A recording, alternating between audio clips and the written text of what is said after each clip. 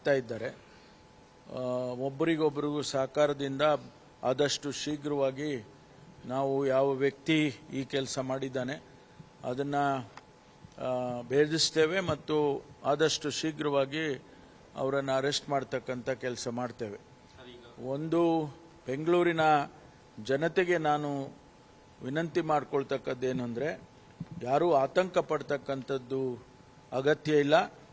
ಇದಕ್ಕೆ ಈ ಇನ್ಸಿಡೆಂಟಿಗೆ ಸಂಬಂಧಪಟ್ಟಾಗೆ ನಾವು ಆದಷ್ಟು ಶೀಘ್ರವಾಗಿ ಕ್ರಮ ತಗೊಳ್ತೀವಿ ಮತ್ತು ಇಡೀ ಬೆಂಗಳೂರನ್ನು ಒಂದು ಸೇಫ್ ಸಿಟಿಯಾಗಿ ಏನು ಮಾಡೋದಕ್ಕೆ ನಾವು ಮೊದಲಿಂದ ಪ್ರಯತ್ನ ಮಾಡ್ತಾ ಇದ್ದೇವೆ.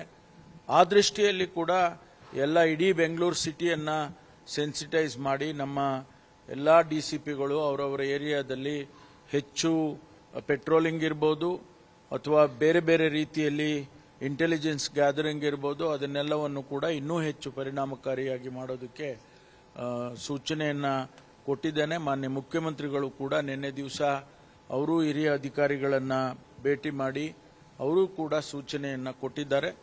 ಆದಷ್ಟು ಶೀಘ್ರವಾಗಿ ನಾವು ಕ್ಯಾಪ್ಚರ್ ಮಾಡ್ತೇವೆ.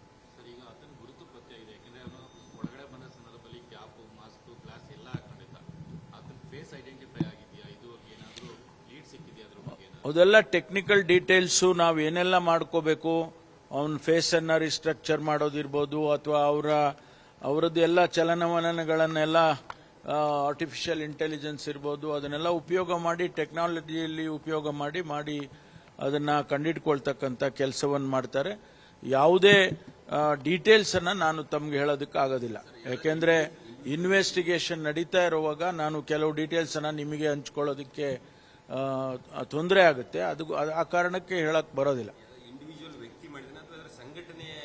ಗೊತ್ತಿಲ್ಲ, ಏನು ಗೊತ್ತಿಲ್ಲ. ಅದನ್ನ ಈಗಲೇ ನಾನು ಯಾವುದನ್ನು ಸ್ಪೆಕ್ಯುಲೇಟ್ ಮಾಡಕ್ ಹೋಗೋದಿಲ್ಲ. ಅಲ್ಲಿ CCTVನಲ್ಲಿ ಆ ವ್ಯಕ್ತಿ ಕಂಡಿದ್ದಾನೆ ಅನ್ನೋದು ಒಂದು ಬಿಟ್ರೆ, ಅವರು ಸಂಘಟನೆ ಮಾಡಿದ್ಯಾ ಅಥವಾ ಇಂಡಿವಿಜುವಲ್ ಆಗಿ ಮಾಡಿದಾನ, ಇವೆಲ್ಲ ಡೀಟೇಲ್ಸ್ ಅನ್ನ ನಾವೇನು ಕೂಡ ಈಗಲೇ ಹೇಳಕ್ ಹೋಗೋದಿಲ್ಲ.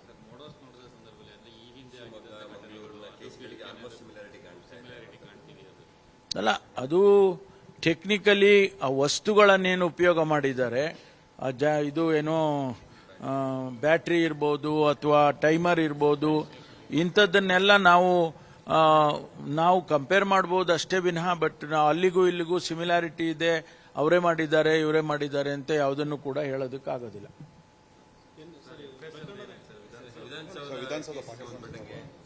ಈಗಾಗಲೇ ನಾನು ಹೇಳಿದ್ನಲ್ಲ, ಮೊನ್ನೆ ಬೆಳಗ್ಗೆನೂ ಹೇಳಿದ್ದೇನೆ, ರಿಪೋರ್ಟು ಸಂಪೂರ್ಣವಾದಂಥ ಮಾಹಿತಿ ರಿಪೋರ್ಟ್ ಬರೋದಿದೆ.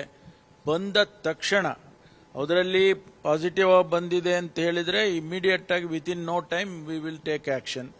ಈಗ ಬರಲಿಲ್ಲ ಅಂತ ಹೇಳಿದ್ರೆ ನಾವೇನು ಮಾಡೋಕ್ಕಾಗೋದಿಲ್ಲ. ಇಟ್ ಈಸ್ ಟೆಕ್ನಿಕಲ್ ಡೀಟೇಲ್ಸ್, ಅದನ್ನು ಕಾಯ್ತಾ ಇದ್ದೀವಿ. ಬಂದ ತಕ್ಷಣ ಇಫ್ ಇಟ್ ಈಸ್ ಪಾಸಿಟಿವ್, ಯಾವುದೇ ಮುಲಾಜಿಲ್ಲದೆ, ನಾನು ಸದನದಲ್ಲೂ ಹೇಳಿದ್ದೇನೆ, ಈಗಲೂ ತಮ್ಮ ಮುಂದೆ ಹೇಳ್ತೇನೆ, ಯಾವುದೇ ಮುಲಾಜೆ ಯಾವುದೇ ಒತ್ತಾಯಕ್ಕೆ ಮಣಿದೆ ನಾವು ಕ್ರಮ ಮಾಡ್ತೀವಿ.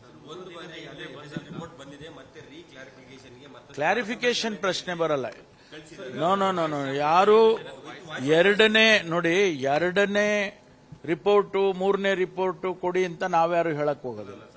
ಒಂದು ಸಾರಿ ರಿಪೋರ್ಟ್ ಬಂದ ಮೇಲೆ ಅಲ್ಲಿಗೆ ಮುಗಿಯಿತು, ಅದರ ಪ್ರಕಾರ ನಾವು ಆಕ್ಟ್ ಮಾಡ್ತೇವೆ.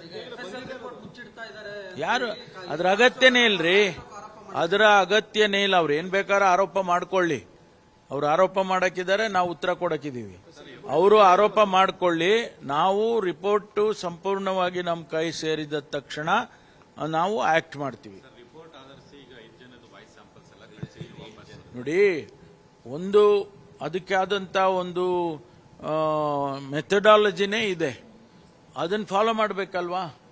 ಸುಮ್ಮನೆ ಅವರು ಹೇಳಿಬಿಟ್ರು, ಅವ್ರು ಸ್ಟೇಟ್ಮೆಂಟ್ ಕೊಟ್ಟಿದ್ದಾರೆ, ಬಂದ್ಬಿಟ್ಟಿದೆ, ಅದು ಮಾಡ್ತಾ ಇಲ್ಲ, ಮುಚ್ಚಿಟ್ಬಿಟ್ಟಿದ್ದಾರೆ ಅಂದ್ರೆ ನಾವು ಆಕ್ಟ್ ಮಾಡಕ್ ಆಗೋದಿಲ್ಲ. ಅದು ನೋಡ್ರಿ, ಅದೆಲ್ಲ ಇದೆ ಅಂತ ಬಂದಿದೆ ಅಂತ ನಿಮ್ಗೆ ಯಾರು ಹೇಳಿದ್ರು? ಮೂಲಗಳಿಗೆ ಕೇಳಿ. ನಾನು ಅಧಿಕೃತವಾಗಿ ಹೇಳ್ತಾ ಇದ್ದೀನಿ, ನಮಗೆ ಸಂಪೂರ್ಣವಾಗಿ ಮಾಹಿತಿ ನಮ್ಮ ಕೈಲಿ ಸೇರಿದ ತಕ್ಷಣ ಪೊಲೀಸ್ ಆಕ್ಟ್ ಮಾಡ್ತಾರೆ. ಯಾವ ಮುಚ್ಚಿಡೋ ಪ್ರಶ್ನೆನೇ ಇಲ್ಲ. ಒಂದು ಕ್ಲಾರಿಫೈ ಮಾಡ್ತೀನಿ, ಮುಚ್ಚಿಡುವ ಪ್ರಶ್ನೆ ಇಲ್ಲ. ಅದನ್ನ ನಾವು ಸಾರ್ವಜನಿಕ ಇದಕ್ಕೆ ಆನಂತರ ಬಂದು ಎಲ್ಲ ತೀರ್ಮಾನ ಆದಾಗ ನಿಮಗೆ ಗೊತ್ತಾಗುತ್ತೆ. ನಾನು ಹೇಳಿದ್ನಲ್ರಿ ಸಂಪೂರ್ಣವಾಗಿ ಬರಬೇಕು ಅಂತ ಹೇಳಲಿಲ್ವಾ? ಅದಂದ್ರೆ ಅರ್ಥ ಮಾಡ್ಕೋಬೇಕು ನೀವು. ನೋಡಪ್ಪ, ನೀವು ಅರ್ಥ ಮಾಡ್ಕೋಬೇಕು ಅಷ್ಟೇ. ಅನುಕ್ಷಣದ ಸುದ್ದಿಗಳಿಗಾಗಿ ವಿಸ್ತಾರ ನ್ಯೂಸ್ ಯೂಟ್ಯೂಬ್ ಚಾನೆಲ್ ಸಬ್ಸ್ಕ್ರೈಬ್ ಮಾಡಿ. ಹೊಸ ಸುದ್ದಿಗಳ ನೋಟಿಫಿಕೇಶನ್ಗಾಗಿ ಬೆಲ್ ಐಕಾನ್ ಕ್ಲಿಕ್ ಮಾಡಿ. ಲೇಟೆಸ್ಟ್ ಅಪ್ಡೇಟ್ಸ್ಗಾಗಿ www.vistaranews.com ವೆಬ್ಸೈಟ್ಗೆ ವಿಸಿಟ್ ಮಾಡಿ. ಅಂಗೈಯಲ್ಲೇ ಜಗತ್ತಿನ ಸುದ್ದಿ ತಿಳಿಯಲು ವಿಸ್ತಾರ ನ್ಯೂಸ್ ಕನ್ನಡ ಆಪ್ ಡೌನ್ಲೋಡ್ ಮಾಡಿ.